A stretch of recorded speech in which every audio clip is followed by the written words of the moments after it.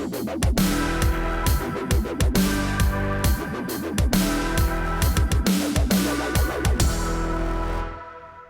everybody. I'm Bill Whittle here with Steve Green and Scott Ott, and this is your Right Angle Show coming to you from BillWhittle.com. We want to thank all of you PJTV members who came over, and if we get a few more of those, and we keep this show going.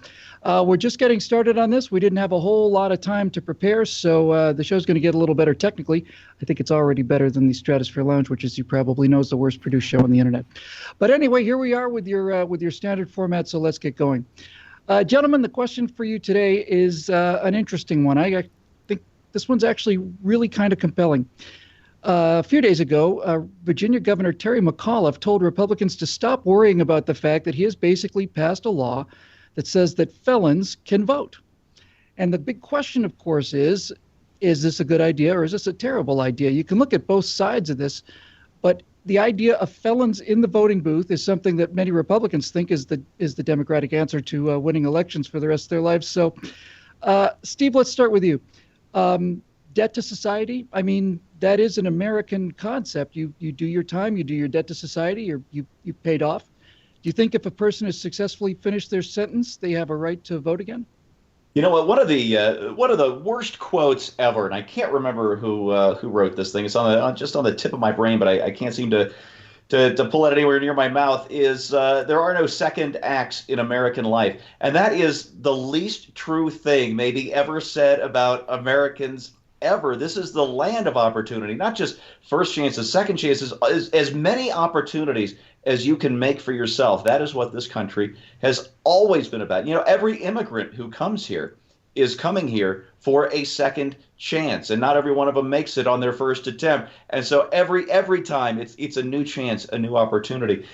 And so, yeah, I believe that once you've paid your debt to society, that you should be free and clear to vote. That said, we've had this system in place, which I believe, at least in the southern states, was put in place by Democrats to prevent black convicts, ex-convicts, from voting for Republican candidates. It was all a part of it was all a part of Jim Crow. So now you have this history where the Democrats are going to use what was supposed to be a vote prevention, turn it now into vote buying, and they'll get away with it if the Republicans let them.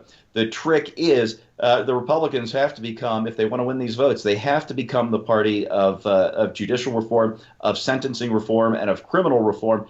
And we're seeing inklings of that going into this campaign, which is exciting to see. But unless they deliver, unless they work actively, unless they woo voters that they're not used to trying to woo, then yeah, this is going to be yet another Democrat vote buying act. Well, Scotty, you know, I was asked not too long ago by a bunch of high school kids if there's any gun control regulations I would support. I'm probably going to lose half our membership here, but I said yes. It seemed reasonable to me that felons should be prevented from owning firearms, especially people who've committed violent crimes. That's certainly the law out here in California. And so the question then becomes, well, what about that aspect of it? I mean, really, it's kind of a what could possibly go wrong, but do we want the ability to have ex-cons, especially violent ex-cons, be able to go out and legally purchase firearms? Because McAuliffe was the guy who was basically overturned, right? Not too long ago. He was the one who was restricting Virginia's concealed carry permit. So what do you think this has to do with the gun control issue? Well, you know, I think that the term felon itself, if we really had a system of correctional institutions, would refer only to somebody who was in the midst of serving his term. Because once he's done serving his term, he would be corrected, yes. Right? It's a correctional institution, and he could go on, which is why I'm all for going back to calling these places jails and prisons. I really don't think that we should deceive people into thinking that somehow by putting a bad man in amongst bad men, he's going to become a better man upon his release.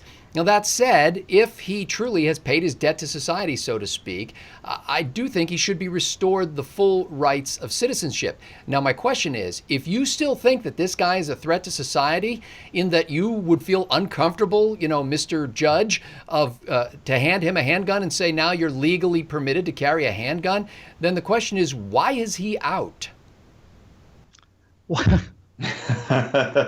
he may be out, Scott, because his term has expired. You know, I mean, you can get a sense of some of these people have some pretty bad ideas in their head, but they're doing time for minimum drug charges, and the system's so overloaded that we know that none of these penalties really run the length that they're supposed to. I just have to say in conclusion, I have to tell you, this is one of the questions that very unusual that splits me right down the middle. Usually I have a pretty clear idea of a position on this one, but this one's a real challenge. Not to just completely restate what these guys said, but look, I am concerned about felons having the right to vote. There's a concern I have about the fact that I think they're all going to vote Democrat for one thing, and that is in fact the law. So you can certainly make that argument, and you can also make the argument about safety. You can make the argument about the fact that felons are prohibited from owning guns, and that's probably a good reason for that. But I think in the end, on balance, it all gets trumped to me by this sense that Stephen Scott spoke about. It's not just the fact that everybody has a second chance. I think it has to do with the presumption of innocence. That's the center of this country's legal system, and I think it's the center of this country's ethical system. And you can make the case that, well, you committed a crime, so you've basically lost the trust of society.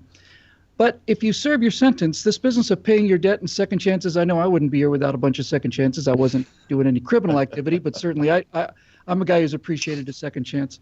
I think where I'm going with this is this. If you serve your sentence, then you should once again be given the presumption of innocence moving forward. You have to assume, I think, that okay, you paid your debt to society, and now you have the same presumption of innocence as everyone else. So I'm going to come down slightly in favor of this, at least temporarily. You know, the great thing about history is it's the great laboratory of human experience. And I suspect we're going to find out pretty quickly whether this is a good idea or a bad idea. And certainly we're going to find out in political ads if it turns out a large number of these people who had been granted voting rights went out and committed voter fraud or bought a gun and did something nasty with it. That's actually about the only crime I think I wouldn't allow this for is voter fraud, by the way. I think if you're convicted of voter fraud, I don't think you get to vote again as soon as you get out. Anyway, that's a tough one for us. So I just want to thank everybody for joining us over here on Right Angle. It's made possible by your membership at BillWhittle.com. And on behalf of Steve Green, Scott Ott, and the rest of the Right Angle team, which is one other person, I'm Bill Whittle. Thanks for joining us, and we'll see you next time.